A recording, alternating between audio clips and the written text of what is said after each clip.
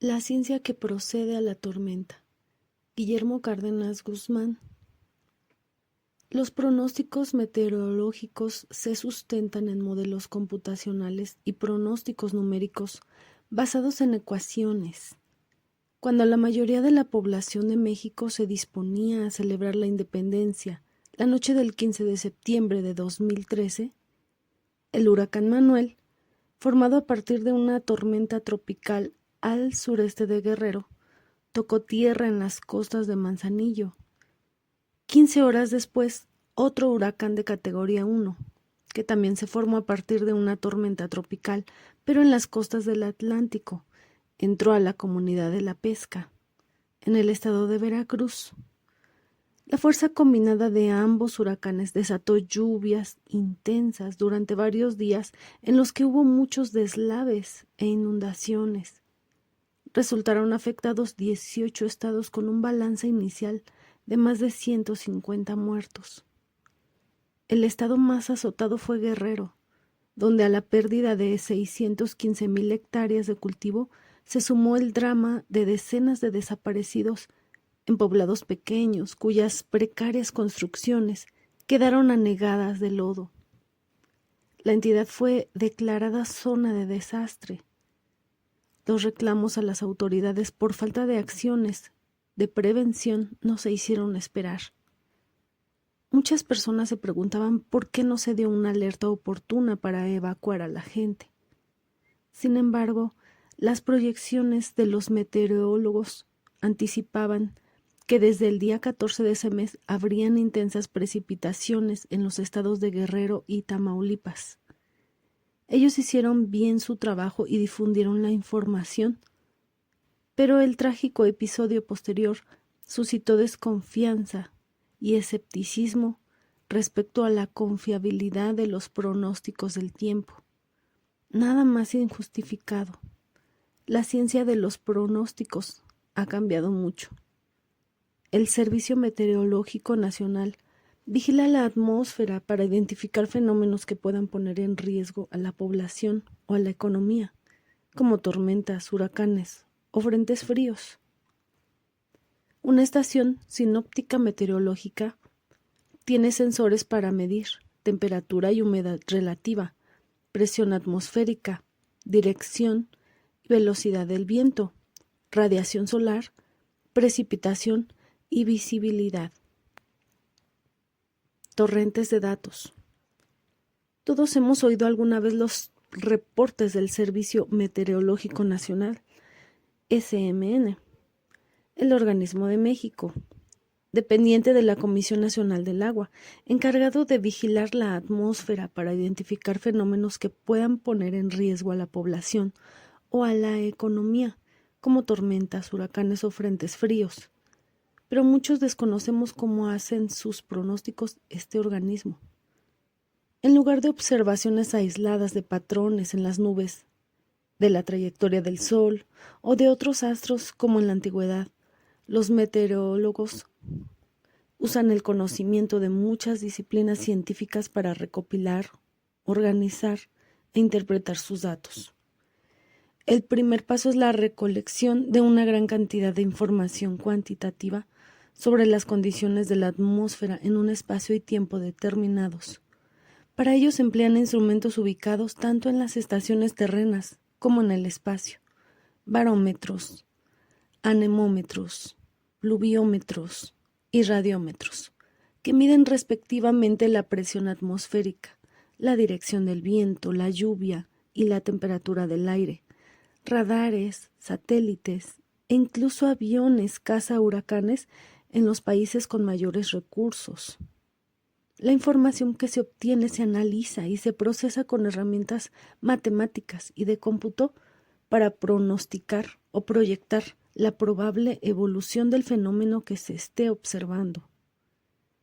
En el caso del Servicio Meteorológico Nacional, esta labor se realiza sobre una plataforma de observación que incluye una red sinóptica de superficie, integrada por 79 observatorios meteorológicos, y una red sinóptica de altura con 16 estaciones de radiosondeo, con sondas globo, para las altas capas de la atmósfera, Cada una de estas estaciones realiza a diario mediciones de presión, temperatura, humedad y viento. Además de esta infraestructura, hay un conjunto de 13 radares meteorológicos distribuidos en todo el territorio nacional que dan seguimiento a los sistemas nubosos y recolectan información sobre la intensidad de las precipitaciones, la altura y la densidad de las nubes, sus desplazamientos y la velocidad y dirección de los vientos. El SMN posee también una estación que recibe imágenes captadas por satélites meteorológicos de las agencias estadounidenses, NASA, del espacio, y NOAA, del océano y la atmósfera, que proveen datos adicionales sobre toda la zona del Atlántico. Los radares meteorológicos dan seguimiento a los sistemas nubosos y recolectan información sobre la intensidad de las precipitaciones, la altura, la densidad de las nubes, sus desplazamientos y la velocidad y dirección de los vientos. Los radares meteorológicos dan seguimiento a los sistemas nubosos y recolectan información sobre la intensidad de las precipitaciones, la altura y la densidad de las nubes, sus desplazamientos y la velocidad y dirección de los vientos. Los pronósticos y el billar. Para describir la ciencia que hay detrás de un pronóstico meteorológico, podemos imaginar una jugada de billar. Si conocemos la velocidad y la posición de las bolas, entonces podemos predecir con escaso margen de error a dónde se dirigirán. Pero para determinar la trayectoria y destino de las bolas, hay que tomar en cuenta varios factores: la fuerza con las que son golpeadas con el tacto, la fricción del aire, si la mesa tiene alguna inclinación respecto al piso, o si el paño que las cubre es completamente liso o rugoso.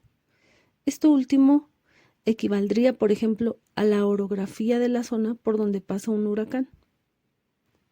El investigador Jorge Zavala Hidalgo, del Centro de Ciencias de la Atmósfera, CSA, de la UNAM, dice: tienes que contar con información de lo que entra y sale del sistema. Es un fenómeno de 3 dimensiones donde, además de la mecánica, se debe considerar aspectos de termodinámica, es decir, la interacción de la energía solar con la atmósfera. Para conocer estos factores es necesario describir primero las condiciones iniciales del sistema, pero después hay que emplear modelos globales de análisis para conocer los extremos a los que un fenómeno podría llegar, y para esto se usan otras proyecciones a mayor escala. Los datos extraídos en forma separada al principio deben integrarse después en modelos tridimensionales de lo que sucede en la realidad. En esta etapa los expertos aplican diversas herramientas matemáticas para afinar los modelos y resuelven inconsistencias o datos que se contradicen. Pueden, por ejemplo, describir con las ecuaciones de física clásica de Isaac Newton las fuerzas que afectan a una masa de aire polar o calcular si un ciclón se moverá en línea recta cuando no actúe sobre él otra fuerza que lo desvíe de su trayectoria original.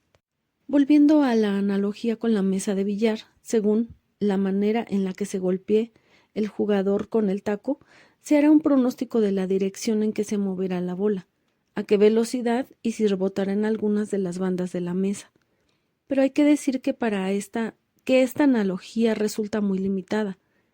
En la realidad, los fenómenos atmosféricos son sumamente complejos y los factores a considerar y las interacciones entre ellos son muy numerosos. Atmósferas alienígenas. Si de por sí es complejo hacer un pronóstico meteorológico confiable en la Tierra, ¿qué podemos saber sobre el clima y la atmósfera de los planetas fuera del sistema solar? Para el atmosférico Kevin Heng, del Centro del Espacio y Habitabilidad en la Universidad de Berna, Suiza, la respuesta no es nada borrascosa. Con el apoyo de telescopios espaciales, como el Kepler de la NASA, se han descubierto miles de exoplanetas, planetas que orbitan otras estrellas. El reto es averiguar si podrían alojar vida. Deben reunirse varias condiciones para ello, pero es fundamental conocer sus atmósferas. Una forma de lograrlo es observar el fenómeno conocido como eclipse secundario, el paso de un planeta detrás de su estrella. Los astrónomos comparan el brillo del sistema antes y después, y así pueden restar la diferencia de luminosidad.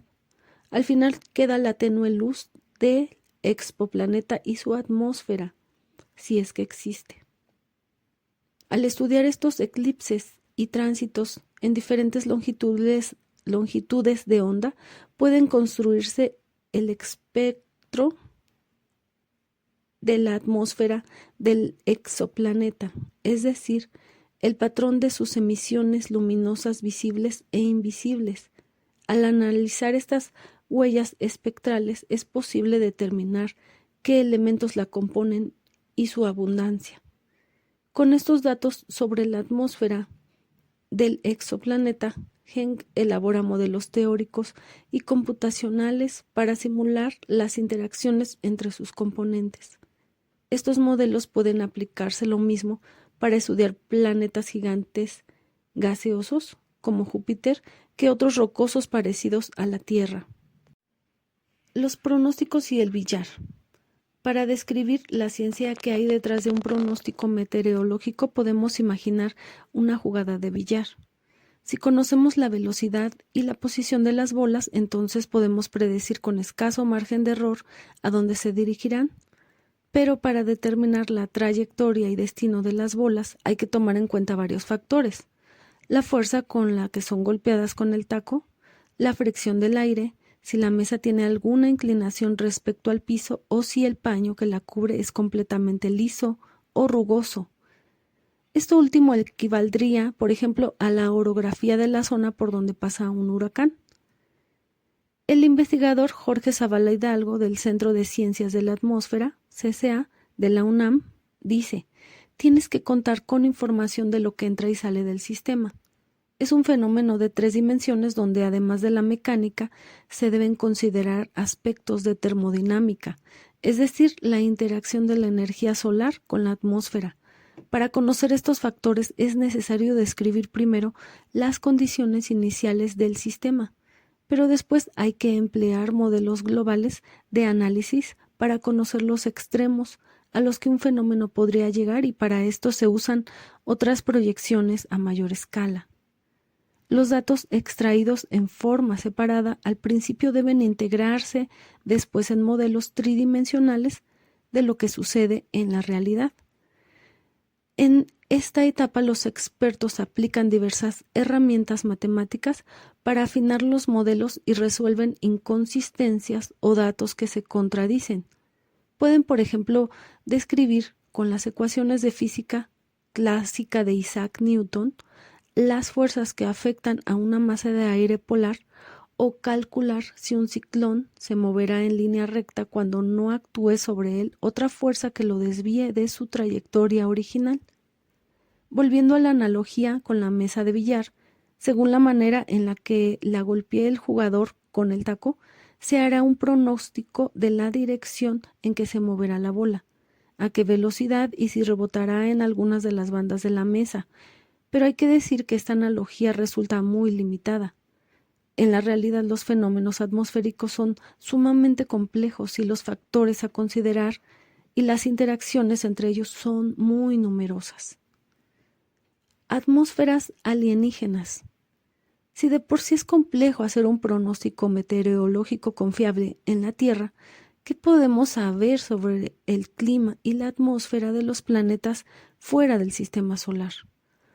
Para el astrofísico Kevin Genk, del Centro del Espacio y Habitabilidad en la Universidad de Berna, Suiza, la respuesta no es nada borrascosa.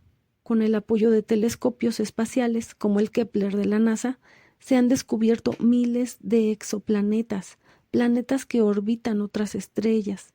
El reto es averiguar si podrían alojar vida.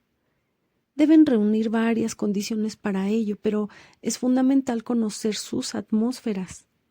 Una forma de lograrlo es observar el fenómeno conocido como eclipse secundario, el paso de un planeta detrás de su estrella. los astrónomos comparan el brillo del sistema antes y después, y así pueden restar la diferencia de luminosidad. Al final queda la tenue luz del exoplaneta y su atmósfera, si es que existe.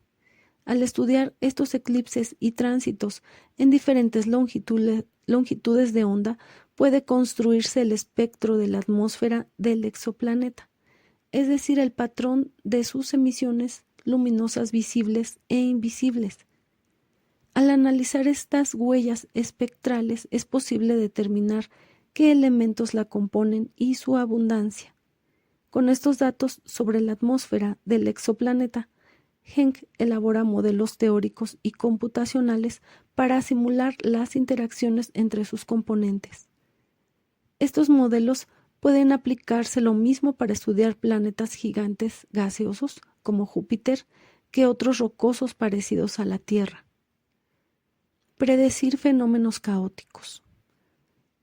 A diferencia de otros científicos como los químicos o astrónomos, que pueden predecir con exactitud las reacciones que obtendrán en el laboratorio al mezclar ciertos elementos o anticipar las trayectorias de los planetas en el firmamento, los meteorólogos no pueden realizar pronósticos completamente exactos. Pero esto no les resta validez a su labor, ni la hace menos rigurosa. Los fenómenos atmosféricos tienen una naturaleza caótica. Ver, ¿cómo ves? Número 22, entre paréntesis. En la física se abordan como sistemas en los que una mínima perturbación en las condiciones iniciales puede dar lugar a grandes perturbaciones más adelante. Esto lo descubrió para el caso de la meteorología el científico estadounidense Edward Lorenz a principios de los años 60, cuando realizaba una simulación en computadora de patrones meteorológicos. Para su simulación introdujo datos de 12 variables, entre ellas la velocidad del viento y la temperatura. Al cambiar el valor de una variable en una cantidad ínfima de 0.506127 a 0.506, esto es, al redondear ese valor, el resultado de la simulación fue muy diferente. Lorenz publicó este resultado y sus implicaciones en su famoso artículo de 1963, el Journal of Atmospheric Science. Esta dependencia tan sensible a los valores iniciales de los fenómenos atmosféricos es una de las cosas que hacen que la meteorología no sea una ciencia exacta. La otra, como ya se mencionó, es que la atmósfera es un sistema de enorme complejidad.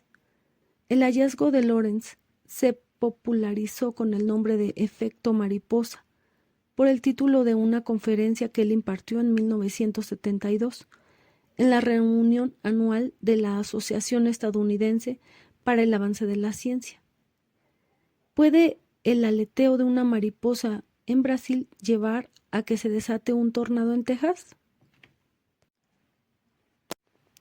Curiosamente no fue Lorenz quien eligió este título, sino un colega suyo. Lorenz había pensado más bien en el aleteo de una gaviota como metáfora de su descubrimiento. Por la naturaleza de los fenómenos atmosféricos, los pronósticos meteorológicos no se dan como datos fijos o absolutos, sino dentro de un intervalo de valores con un margen de error que aumenta conforme a la escala de tiempo. Si tenemos buena información, podemos pronosticar cómo va a evolucionar el fenómeno, pero a medida que avanza el tiempo los errores crecen, reconoce el doctor Zavala Hidalgo. El mejor ejemplo es el estudio del cambio climático. Modelar el comportamiento de los gases del efecto invernadero que produce el calentamiento en la atmósfera durante varios años o décadas es extremadamente complejo debido a la cantidad de factores y variables que deben considerarse. Este es el tipo de labor científica que se estudia cotidianamente en el CCA. En cambio, hacer los pronósticos del día a día es relativamente más sencillo, pero no por ello menos importante. Sin embargo, aunque haya una metodología bien definida, en la práctica es imposible conocer con absoluta certeza las condiciones iniciales, temperatura, humedad y presión, en cada punto de la atmósfera. Además, hay otros factores que influyen en el grado de incertidumbre de los pronósticos. Errores en la medición de las condiciones iniciales, falta de un entendimiento completo de los fenómenos atmosféricos e incluso carencia de equipos de supercómputo para procesar los torrentes de datos que se recolectan. Idealmente quisiera afirmar que mañana la temperatura para una localidad dada será de 19.5 grados centígrados más menos 1.2 grados con un margen de 99% de confianza. Eso solo puede lograrse después de hacer una gran cantidad de estudios y acotar los datos, comenta Zavala Hidalgo. Si, por ejemplo, se busca alertar sobre la entrada de un huracán a las costas, hay un tiempo limitado para hacer modelos y análisis detallados.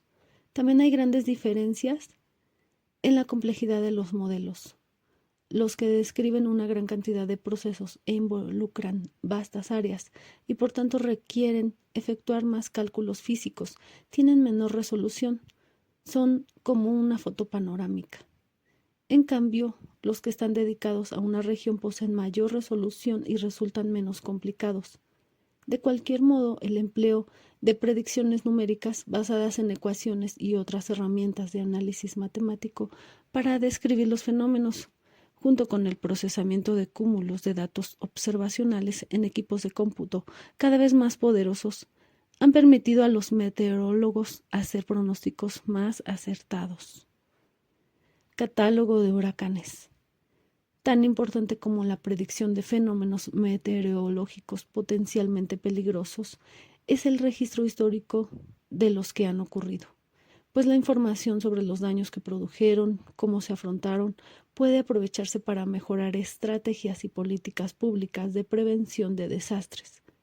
Con ese fin, las antropólogas Virginia García Costa, las del Centro de Investigaciones y Estudios Superiores de Antropología Social, CIES-SAS, y Graciela Lucía Vinimelis, del Centro de Ciencia de la Atmósfera de la UNAM, preparan un catálogo de los huracanes que han azotado el territorio nacional después de la época prehispánica hasta el 2013. Este proyecto, que convoca también a investigadores de ciencias exactas, incluirá la descripción de estrategias locales desarrolladas por las comunidades afectadas. Los investigadores en ciencias exactas están más interesados en la amenaza como tal, en conocer la trayectoria, velocidad y recurrencia del fenómeno natural, mientras que los dedicados a las ciencias sociales estamos enfocados en los efectos, impactos, soluciones y respuestas, expresó García Acosta. En un comunicado de la Academia Mexicana de Ciencias, las investigadoras informaron que han identificado varios componentes sociales en los casos de desastres cada vez más graves y con mayores daños, lo que motivó el esfuerzo de tratar de conocer sus causas. El trabajo se inscribe dentro de la red de estudios sociales en prevención de desastres en Latinoamérica. Los retos. La meteorología ha cambiado radicalmente sus métodos e instrumental desde sus orígenes como ciencia en el siglo XIX, cuando floreció como servicio a la navegación mercante en las costas inglesas. En el siglo XX, los avances en el estudio de la física atmosférica condujeron a las modernas predicciones numéricas. Hoy, en un entorno globalizado, el intercambio de información entre cientos de estaciones meteorológicas en todo el mundo permite recolectar grandes cantidades de datos sobre el estado del tiempo. Estos, a su vez, dan lugar a análisis climatológicos de mayor alcance en el tiempo y espacio. Mientras el estado del tiempo se refiere a periodos cortos, normalmente días, el análisis del clima busca las tendencias por meses o años. Pero los expertos aún tienen mucho que hacer. Uno de los retos es mejorar la exactitud de los pronósticos y medir su confiabilidad, no solo por la posibilidad de salvar vidas y evitar mermas en la agricultura, sino por sus repercusiones en muchos otros sectores. En el Reino Unido, por dar un ejemplo, las previsiones del estado del tiempo en la estación meteorológica de Heathrow donde se ubica un aeropuerto internacional, influyen en la fijación de los precios locales del gas.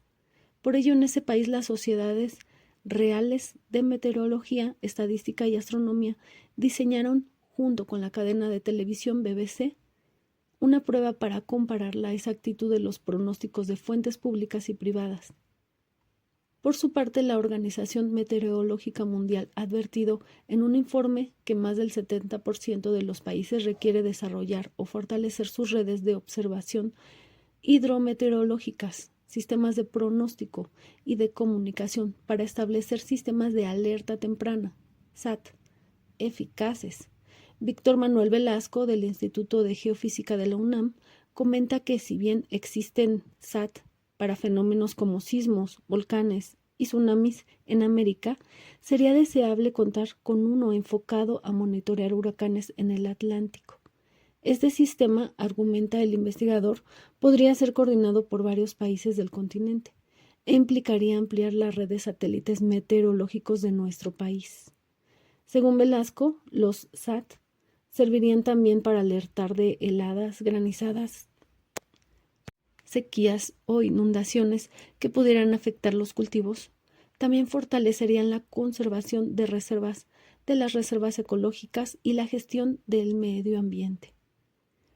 Jorge Zavala señala, por su parte, que en México hay 3 grandes aspectos que debemos mejorar en esta materia: el monitoreo de los fenómenos meteorológicos, el pronóstico numérico y, finalmente, el conocimiento sobre la forma en que funcionan estos sistemas. Un objetivo que se ha planteado el National Forecast Center de Estados Unidos es mejorar o disminuir el error en el pronóstico de trayectorias e intensidad de los huracanes hacia el 2020. De ese tamaño son las escalas de tiempo, incluye el conductor Zavala.